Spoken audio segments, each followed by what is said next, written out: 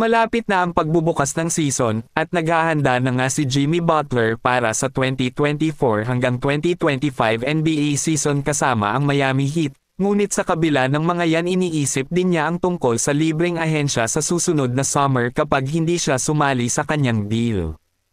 Ayon kay Brian Lewis ng New York Post, gusto daw ni Jimmy Butler ang Brooklyn Nets at hilig niyang subukan ang market maliban na lang kung makakakuha siya ng maximum deal mula sa Heat. Si Butler at ang Heat ay hindi nagkakasundo tungkol sa kanyang katayuan sa kontrata mula noong katapusan ng nakaraang season. Sinabi ng namumuno ng Heat na si Pat Riley sa mga mamamahayag noong Mayo na hindi pa napag-usapan ng organisasyon ang extension para kay Jimmy Butler. Naging usapan din ang komento ni Jimmy Butler na tatalunan sana ng Heat ang Boston Celtics at New York Knicks sa playoffs. Hindi nakuha ni Butler ang lahat ng 5 laro ng first-round playoff series ng Miami Heat laban sa Boston Celtics dahil sa sprained MCL injury.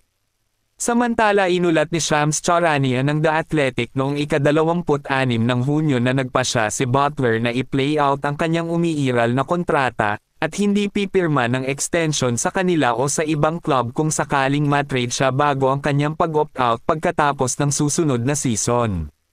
Samantala sinimulan ng Nets ang muling pagtatayo nitong summer sa pamamagitan ng pag-trade kay Mikal Bridges sa New York Knicks at isang hiwalay na deal para sa Houston Rockets.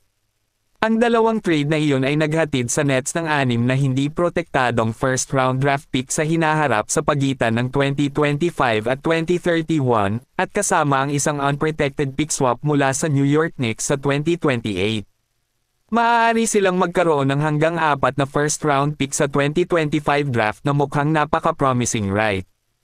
Ang Brooklyn ay nagproyekto na magkaroon ng $70 million sa cap space sa susunod na summer. Ang pera na sinamahan ng karagdagang draft na kapital ay maaaring magbigay daan sa koponan, na mapabilis ang pagbuo ng isang muling pagtatayo na maaari silang magdagdag ng star player katulad ni Jimmy Butler. Ang 6 na beses na All-Star na si Jimmy Butler ay nag-average ng 20.8 points, 5.3 rebounds at 5.0 assists kada laro noong nakaraang season. Umiiral pa rin ang pangamba para sa Golden State Warriors dahil sa pagkabuwag ng dynamic trio, ngunit ang superstar na si Stephen Curry ay nasa tuktok pa rin ng kanyang laro o hindi pa rin naman humihina. Ang Golden State Warriors ay patuloy na magiging isang contender sa paparating na season, na naghahangad na makabangon mula sa kanilang nakaraang nakakalungkot na kampanya, kung saan nabigo silang mag-qualify sa playoffs matapos matalo sa Sacramento Kings sa play-in tournament. Sa pagpasok ng kanyang ika-16 na season, nananatiling pundasyon ng prangkisa si Steph Curry, siya pa rin ang number 1 na maaasahan ng koponan, ngunit sa edad na 36, tila hindi mapagkailan na tumatanda na.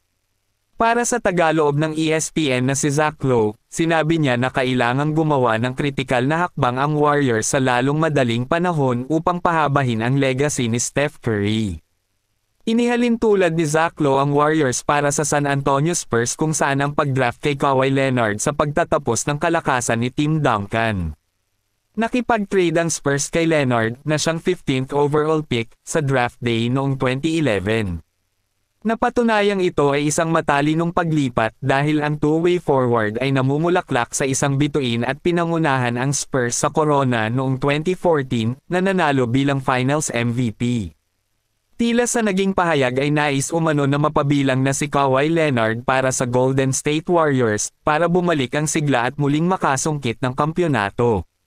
Wala na si Klay Thompson sa koponan, si Stephen Curry, Draymond Green at Kevon Looney na lang ang natitira sa kanilang dynastic run habang ang mga kabataang sina Jonathan Kuminga, Brandon Podziemski at Trayce Jackson-Davis ay tila hindi pa masyadong nagpapakita ng sapat na laro, kaya ang pagdagdag kay Kawhi Leonard para sa Golden State Warriors ay magbibigay ng mabuting kumpiyansa upang harapin ang lahat ng laban.